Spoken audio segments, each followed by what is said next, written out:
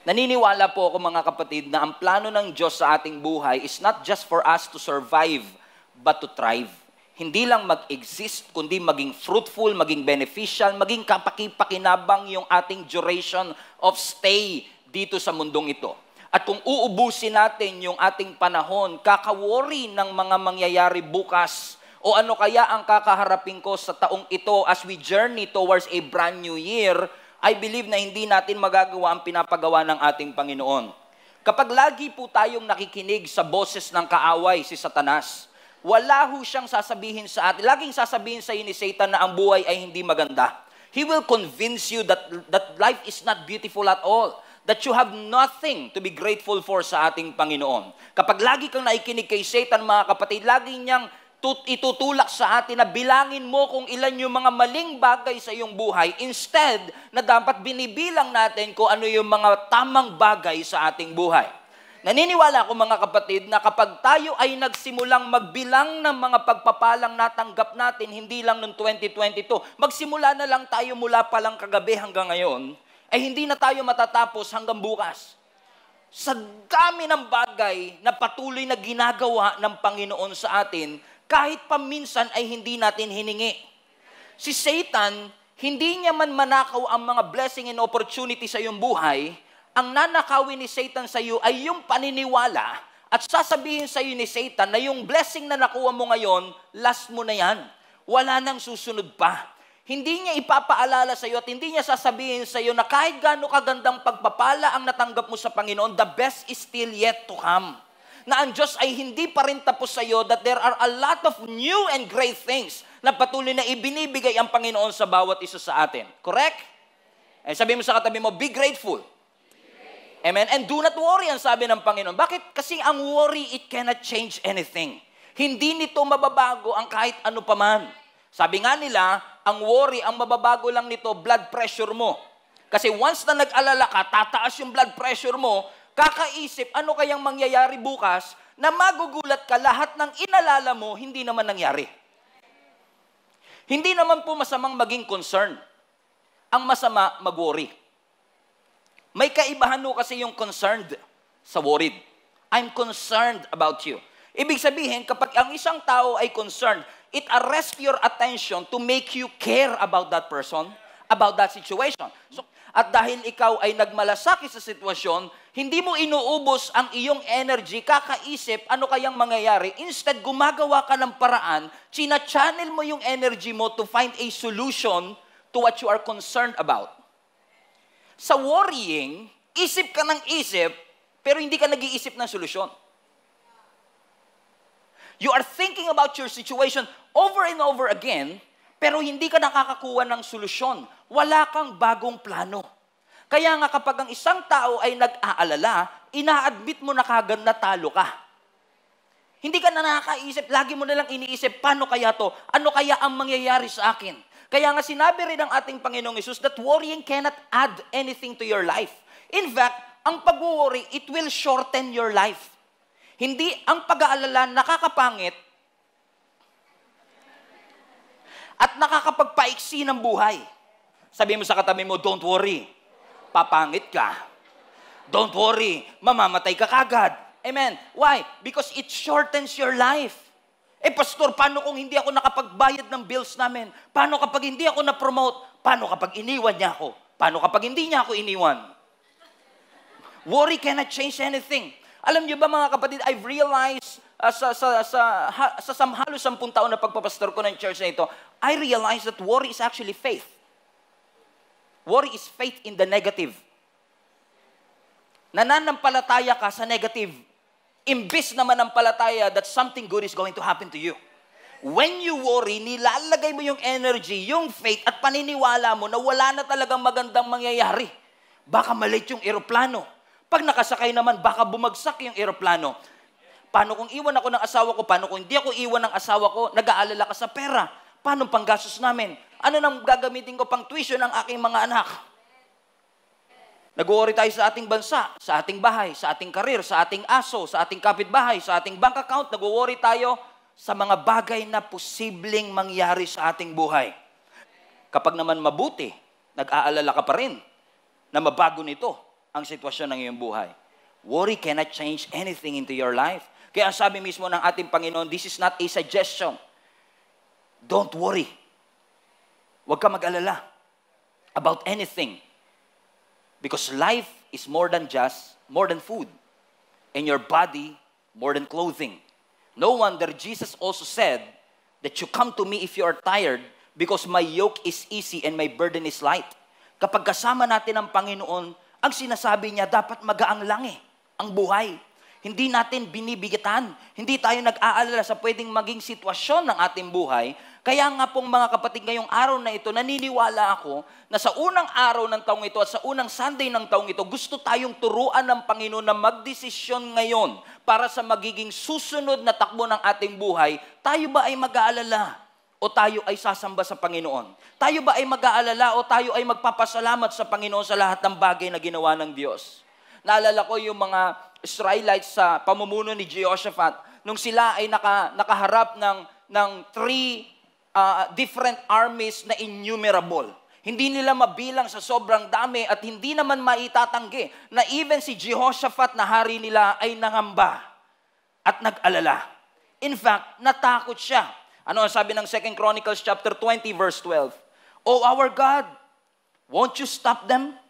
We are powerless against this mighty army that is about to attack us." Hindi pa inaatake. Hindi pa dumarating yung kinabukasan.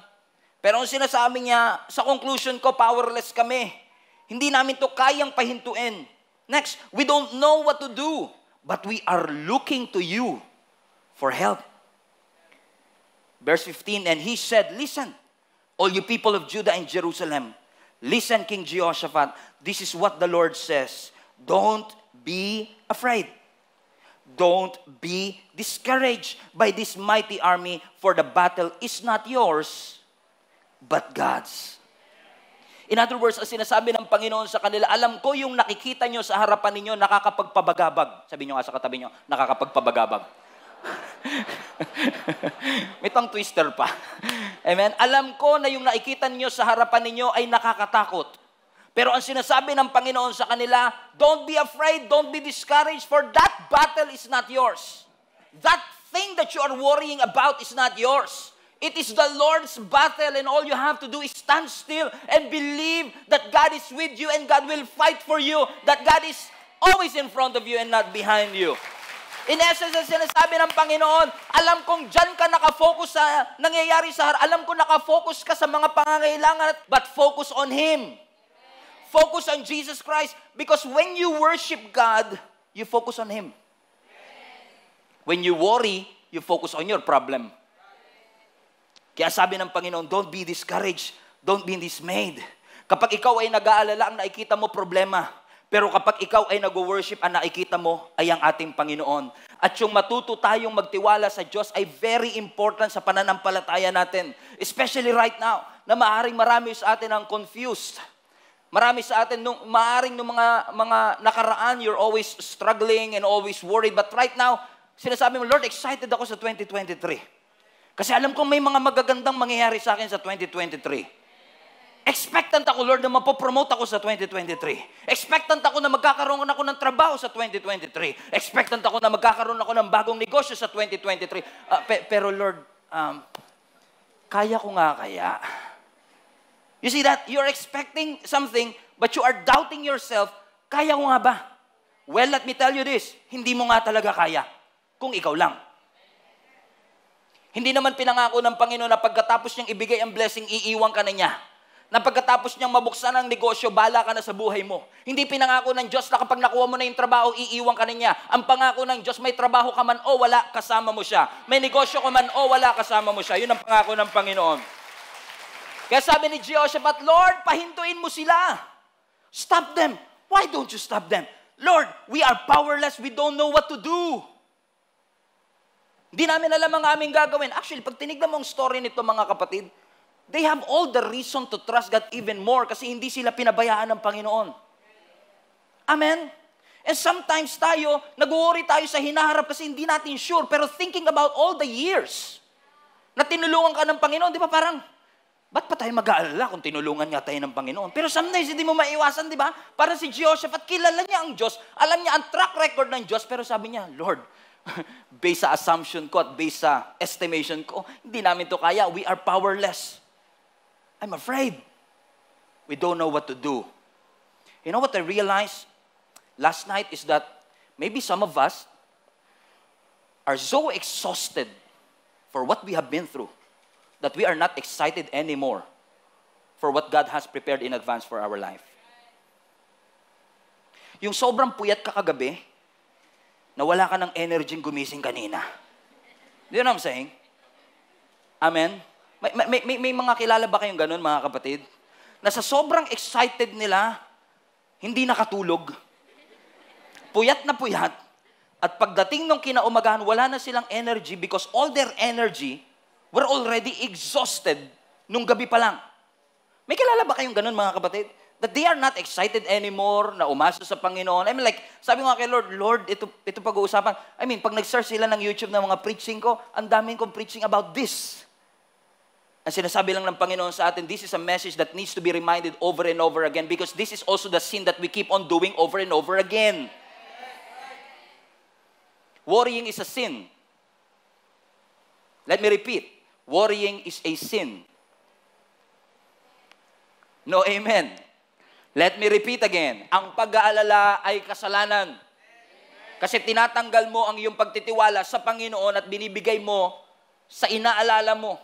Pastor, di mo alam ang pinagdaanan ko. Dinurog ako ng 2022, Pastor. Wasak na wasak ang puso ko ng 2023 sa lahat ng bagay. It's been a rough year. It's been a long journey. It's been a difficult journey for my life. Hindi tayo nagpapaligsahan ng pahirapan ng taon. Okay? And some of you are tired of all the stuff that you went through ng 2022. Na nung dumating yung 2023, hindi ka na makatalon. Ilang taong kami nananalangin, hindi naman niya sinagot. I'm so tired and stressed of what I have been through sa 2022, lalo na sa trabaho ko. Gusto ko na mag-resign. E di mag-resign ka. E paano naman ang pamilya namin, Pastor? E di maghanap ka na ibang trabaho. E paano ko walang tumanggap sa akin, Pastor? May kilala ho ba kayo yung sinabi niya, magre-resign na ako. 6 years later, nandun pa din. Lalo yung mga asawa nyo, pag uwi nyo ng bahay, magdadabog ka, pa! Ayoko na talaga sa trabaho ko. Magre-resign na talaga ako. Sabi ng asawa mo, di mag-resign ka. E paano tayo kakain? 6 years later, pak! Magre-resign na talaga ako. 6 na taon na yan. Amen? Because you're so tired and stressed about your job, and tired and stressed because of the relationship that hurt you, tired and stressed of the mess that you are going through sa iyong pamilya, and you don't have an energy to fight any longer para sa next year. Burdened with so many struggles that you face, that you don't have an energy to believe that this new year is going to be better than the last year.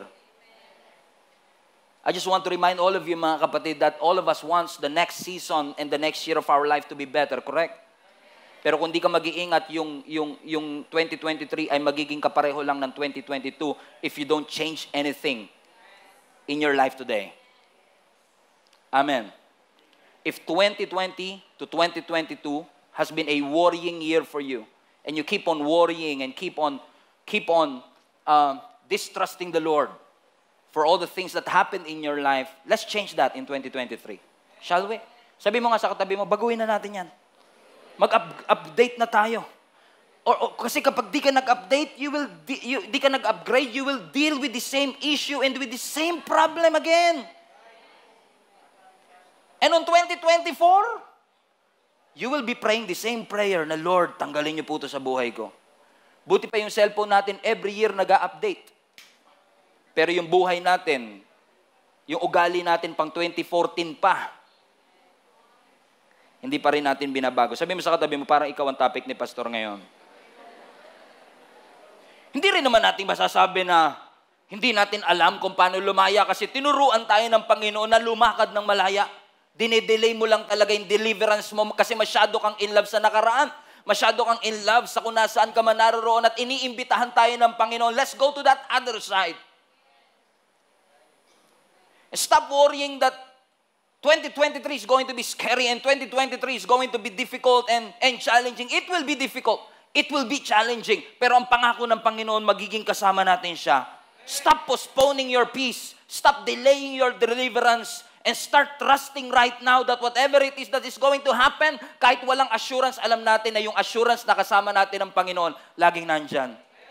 Naalala niyo si Peter? Gusto niya lumakad sa tubig kasi nakita niya si Jesus na lumalakad sa tubig. You remember that story? At sabi niya, Lord, if it is you, command me to walk on water. And sabi ni Jesus, come. And sabi ng scripture, Peter got out of the boat and walked on the water. That's interesting. And when we read that, parang binabasa natin na parang normal lang. Wala pong taong lumalakad sa tubig. Hindi na tayo dapat magulat na si Jesus lumalakad sa tubig. Pero si Peter nakalakad sa tubig is a miracle. Pero what's even more miracle, para sa akin, is that nung inimbitahan siya ng Panginoon, humakbang agad siya at di siya nagsalita. Knowing Peter, he might ask a few questions before. Pwede niya sabihin, Lord, sige, hahakbang po ako, pero okay lang po ba mangako ka sa akin na hindi ako lulubog? Okay lang po bang pumirma ka ng promissory note na kapag lumubog ako, siguradong sasagipin mo ako? Because kung tayo si Peter, ganun tayo eh. Bago tayo humakbang, bago tayo magtiwala, bago tayo umasa, Lord, mangako ka muna. Where are your promises? I will not worry kapag nangako ka sa akin. That's interesting because sometimes, pinanalangin mo na, winori mo pa. Oh, actually, mga February, magigets yung sinasabi ko na yan. Oh! Promise. Magugulat ka, mahuhuli mo yung sarili mo na, pinag-pray mo na, Lord, I give it all to you. I cast all my cares to you, God. It's all yours. 3 minutes later, nakarating kaya yung prayer ko na yun? Baka hanggang kisame lang yun eh. Hindi ka na worry. Natagdagan ba yung problema mo? Kasi problema mo pa ngayon, kung nakaabot ba? Kaya ngayon sabi mo, tawagan ko kaya si pastor para sure. Kasi malapit yung kay Lord. Amen? Make a choice today, my friend. Worry or worship, make a choice. Will you count what's wrong in your life? Or will you start counting all the blessings that God has done in your life? Let's start counting all the blessings that God has done in your life. Ang sabi ng pagdududa, absent ang Diyos mo. Ang sabi ng pananampalataya, He will never leave you. He will never forsake you. Ang sabi ng pagdududa, we toil all night, but we caught absolutely nothing. Ang sabi ng faith, launch out into the deep, for you will catch more fish. In faith, you can see what is impossible. In faith, you can do what is impossible. Hindi mo lang makikita, magagawa mo. Kaya ang sabi ng Panginoon, don't worry. And He followed by verse 24. Consider the ravens. Ano sabi? Consider the ravens. They do not sow, they do not reap, and they don't have storeroom or barn. And yet, God feeds them. Everybody shout, God feeds them. Sino yung them? Yung ravens. How much more valuable you are than birds? Look at this phrase. Consider the ravens. That word consider means reflect, ponder, realize, appreciate the ravens. Kasi sinasabi, kung context, sinasabi, huwag kayong mag-alala kasi dami nyo iniisip. Now, I want you to realize what the ravens are doing. Appreciate them. Tignan nyo sila. Kasi nakatingin kayo sa problema, sabi ng Panginoon, tignan nyo yung mga ravens. Kasi masyado kayo nakafocus sa wala kayo. Hindi nyo nakikita yung blessing nagbinibigay ng Panginoon sa kanila. Tignan nyo sila, sabi ng Panginoon. Hindi sila nagtatanim, hindi sila umaani, pero kumakain. Hindi sila engineer, hindi sila architect, wala silang negosyo, pero kumakain sila. Sino nagpapakain? Ang Diyos. May nakita na po ba kayong uwak na nagsasaka? Meron? May nakita na po ba kayong uwak na may bank account? Wala. And yet, God feeds them. Pinapakain sila ng Panginoon. Amen. And sometimes, we have this thinking na, Pastor, hindi ko ina-imagine na magiging ganito ang aking buhay. Hindi ko na-imagine na magiging ganito. Ang sabi ng Lord, hey, reflect. Appreciate. Consider the ravens. Kung sila nga kumakain, hindi ba mas mahalaga ka kesa sa ibon? So reflect, ponder, and appreciate. And I've realized, mga kapatid, marami tayong blessing, hindi natin mabilang kasi hindi natin makita. Let me repeat. Marami kang blessing, hindi mo mabilang kasi hindi mo makita. If I tell you right now to count all your blessings, let's start counting our blessings. Oxygen. May damit ka ngayon. Nakapag-almusal ka kanina? Yes. May natira ba sa medianoche kagabi? Correct. Dami. Hanggang 2 weeks pa yan. Yung spaghetti na yan, hanggang 2 weeks pa yan. Correct? So, ibig sabihin, meron ka ng guaranteed food for 2 weeks. Pero magpapadeliver ka pa rin mamaya niyan, for sure. Correct? May natira pang pera kahit konti? Ayaw parinig ba? Kautangan ako nito, Pastor. Let us count the blessing. May sapatos ka? Okay? Nakakalakad? Praise the Lord. Tumaba ka? Yes, yes. Amen, amen. Amen, amen, amen, amen. Amen. May buhok? Oy. Amen. Nakakahinga? Nakapag-church? May pamasahe pa uwi? Ay, hindi, nakakailang minuto na tayo pa lang. Because if you will start to count all your blessings, hindi kaya hindi natin mabilang kasi hindi natin nakikita. Kasi nakatingin ka. Kasi sabi ng Lord, teka lang, hinto ka muna sa pag-aalala. Tignan mo nga yung mga ravens. Ibig sabihin, baguhin mo yung pananaw mo. Sila nga eh. Walang bank account, wala silang mga kung ano, pero pinapakain sila ng Panginoon. Ikaw pa kaya? Tingin mo ba kapag nagugutom ka, titignan ka lang ng Panginoon, sasabihin, kawawa naman itong mga to, walang makain. No, God will feed you. God will use somebody to feed you. In fact, we are a living testimony. Ang pamilya ko po ang living testimony na kung walang-wala ka, meron ka pa rin Diyos. Kasi sa panahong walang-wala ka, makikita mo ang kamay ng Diyos na gumagalaw na hindi mo alam kung saan kamay ng Diyos kinuha, kanan ba o kaliwa. Pero ang alam mo lang, nag-provide ang Panginoon. Nag-provide ang ating Panginoon. Baka kaya hindi mo mabilang kasi hindi mo makita. Naipagpasalamat mo na ba yung bagong trabaho? Naipagpasalamat mo na ba na kahit walang increase sa sweldo, may sweldo ka pa rin? Naipagpasalamat ba natin yung hapag natin, napapanis na nga yung mga pagkain natin? Sa totoo lang. Amen. Take time to count your blessings. Huwag lang natin bilangin kung anong wala tayo, kung anong mali tayo. Mas binibilang pa natin yung blessing ng ibang tao kaysa blessing natin. Ang galing nating magbilang kung ilang kotse meron sila, kung anong iPhone ang gamit nila, kung gaano karaming pera meron sila, pero hindi natin mabilang kung ano yung mga bagay na ginawa ng Diyos sa atin. Amen? Hindi ako magaling magluto, pero pag nanonood ako ng mga master chef, for example, right? Di ba pag pinapakita nila yung pagkain, wow, ang sarap. Pag tinigman ni Gordon Ramsay, this is delicious. Hindi mo natikman, pero sarap na sarap ka. Pansin niyo ba yun? Niloloko lang tayo ng mga cooking show. Sila lang kumakain eh. Hindi naman nila pinapadala sa atin eh. Amen? Pero ganun kahalaga yung presentation ng food. Ganun kahalaga eh.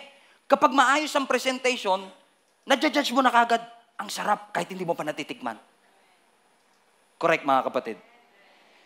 At kapag tinikman mo na, minsan ang judgment mo ay depende sa nakita mo. Minsan kahit gaano kasarap ang pagkain, pag hindi maganda, pag pinagpatong-patong lang nila, parang nakakawalang gana. Ang sarap sana eh. Kaso parang baboy yung pagkaluto eh.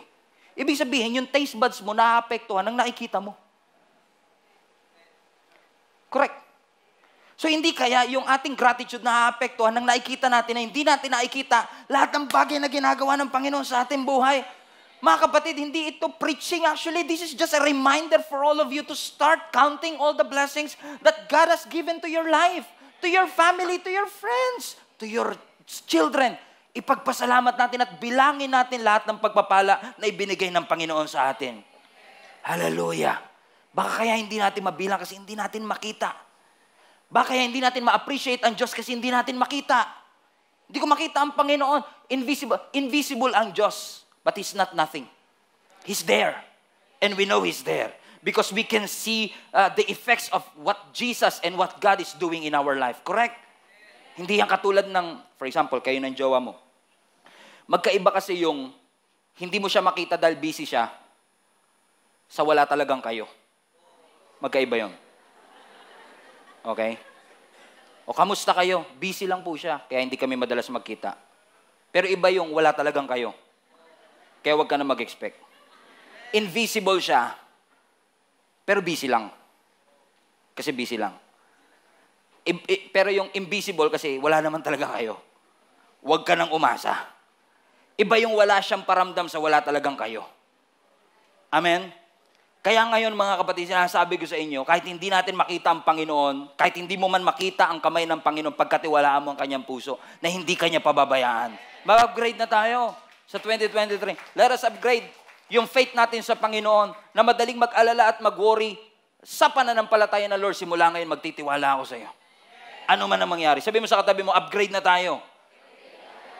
Amen. Upgrade na tayo sa pagsunod natin. Upgrade na tayo ng pagtitiwala natin sa Panginoon. Upgrade na tayo ng pananampalataya natin sa ating Panginoon. Amen. Matutong makinig. Matutong sumunod. Amen, na-realize ko nga nitong New Year, love, sabi nila, love is blind. Naniniwala din ako ang pag-ibig nakakabingi. Kasi pag pinagsabihan mo, ayaw makinig. Pag kinilig, ayaw makinig. Sabi mo sa katabi mo, huli. Upgrade na tayo. Sabi mo sa kanya, upgrade na tayo. Amen. Be part of the community. Be part of, be engaged, be involved. Follow the Lord. Trust the Lord. Keep on believing on the Lord. Ay, pastor, ayoko sa church because I don't feel belong. Hindi ko nararamdaman na belong ako. You know what I realize, mga kapatid?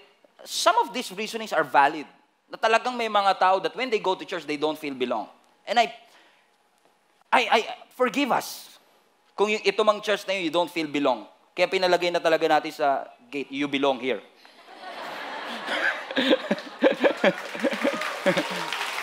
Oh, praise the Lord. Pero, hindi lahat na nagsasabing, I don't feel belong. Talagang hindi sila feel belong. Baka ang ibig mo lang sabihin, kaya ayoko sa barkada na yan, I don't feel belong. Ang ibig mo lang sabihin, you don't feel tolerated. Magkaiba kasi yun eh. Kaya feel mong bilong ka kasi na-tolerate ka nila kahit mali. Bilong ako dyan eh. Kasi magkakasando talaga kami kahit nga mali, okay lang eh. Amen? Pero this year, I want to challenge all of you. Let's launch out into the deep. Let's stop worrying, stop these things na, tanggalin na natin yan. Mag-level up na tayo because it's a start of your faith to the Lord. Nasabihin mo sa laga, Lord, simula ngayon, I will keep trusting you no matter what. Kung paano sinabi ni Apostle Paul sa mga early church, be strong.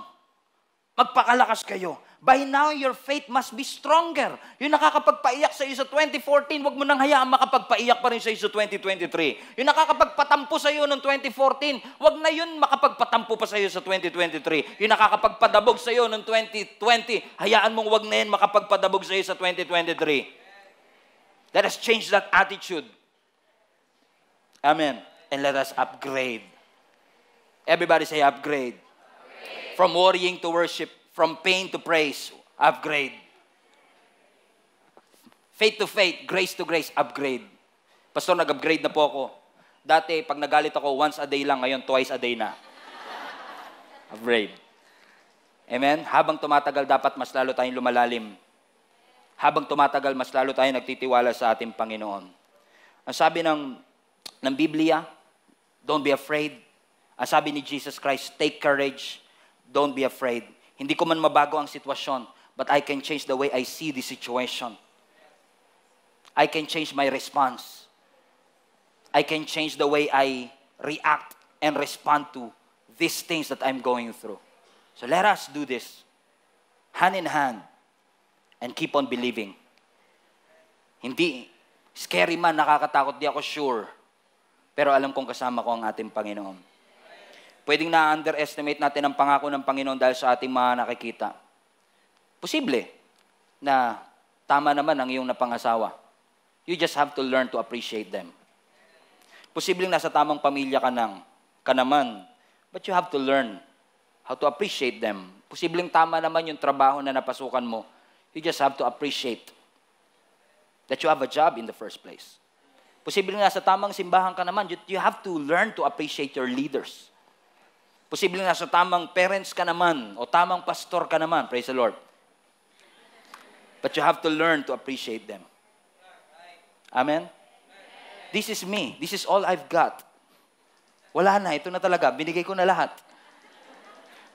Either you like me or not. You don't have everything, but you always have something to be grateful for. Consider the ravens. They do not sow, they do not reap, and yet God feeds them. Be grateful. Count your blessing. And start worshiping the Lord right now. And as I close this, naalala ko si Apostle Paul nung siya ay nakakulong. Acts 16. Kasama si Silas. They have all the reason para mag-complain at mag-worry. Life and death situation. Nasa death row si Apostle Paul. Kinaumagahan, papatayin na siya. Pupugutan siya ng ulo. And yet, sa dami-dami ng pwede niyang gawin, magreklamo, mag-complain, bilangin lahat ng tamang ginawa niya para isumbat sa Panginoon, he started to worship the Lord. They started to sing songs. Nasabi na scripture, at midnight, nung hating gabi na, nayanig ang buong preso, nayanig ang pundasyon ng kulungan, at silang lahat ay nakalaya. At midnight. Now, hindi sinabi na midnight silang nagsimula. Ang sabi lang, nung dumating ang hating gabi, habang sila ay nagpupuri, nayanig ang pundasyon. Magkaiba yung nagsimula sila ng hating gabi, sa inabot sila ng hating gabi. Alam niyo yung mga nanay natin, huwag ka muna kakain, di pa alas 12. Nung kahapon, huwag ka muna kakain, di pa alas 12. Or kami naman, kagabi, sige kumain ka lang dyan hanggang abutan ka ng hating gabi. You know what I'm saying? Na hindi ka hihinto hanggat abutan ka ng hating gabi. And it was implied in the scripture that they already singing for quite a long time, na inabot na sila ng hating gabi. Just think about if you are Apostle Paul and you've been singing for hours and nothing happened. Wala nangyayari. Alas 8 nagsimula na kayo, wala naman nangyayari, hindi kayo lumalaya. And yet, after few hours of singing and worshiping the Lord, narinig sila ng Panginoon. Pinalaya sila ng ating Panginoon. Mga kapatid, I want to encourage you right now. Huwag mong sukuan. I know some of you have been praying for quite some time already. You've been singing and worshiping, attending the church, praying to the Lord for years and years para magkaroon ng improvement, ng change, ng pagbabago ang iyong buhay, ang iyong mga anak, ang trabaho mo, ang karir mo, ang pag-aaral mo. And you cannot see anything happening in your life. Just keep on doing it. Just keep on praying. Just keep on worshiping. Huwag mo hintuan. Manalangin ka lang ng manalangin, ng manalangin, ng manalangin, hanggang makita mo ang sagot ng Panginoon sa iyong mga pananalangin. Na ang panalangin natin hindi lang pag-emergency. Na ang panalangin natin ay hindi lang kapag may problema tayo o malungkot tayo o nasa ospital tayo o tinaningan tayo ng doktor. Ang ating pagpupuri ay magsisimula ngayon din. Kahit patakot ako sa kakaharapin ko sa 2023, magsisimula ngayon. Hindi ang pag-aalala, kundi ang pagpupuri sa Panginoon. Magsisimula ngayon ang pagtaas ko ng kamay ko bilang pagsuko dahil alam kong hawak ng Panginoon ang aking future. Hindi ko man alam kung anong susunod na mangyayari sa akin. Hindi ko alam kung anong mangyayari sa aming pamilya. Hindi ko alam kung magkakatotoo ba yung sinasabi ng doktor na pwede akong bawian ng buhay ngayong taon. Hindi ko alam kung tatagal pa ba ako sa trabaho. Hindi ko alam kung buhay pa ba ako at makaka-survive pa ba ako sa taong ito. Pahina ng pahina ang aking katawan, pahirap na pahirap ang aking sitwasyon, palalim ng palalim ang aking nararamdaman, pero naniniwala ako na sa tulong ng ating Panginoon, kung ilalagak ko ang lahat ng aking alalahanin sa Kanya, kung mas pipiliin kong sumamba kaysa magreklamo, kung pipiliin kong magpuri, kaysa alalahanin ang lahat ng mga bagay na aking kinakatakutan, naniniwala ko na ang aking buhay sa kamay ng Diyos, hindi man laging maganda, alam kong lagi ko siyang kasama. Nandiyan ang Panginoon.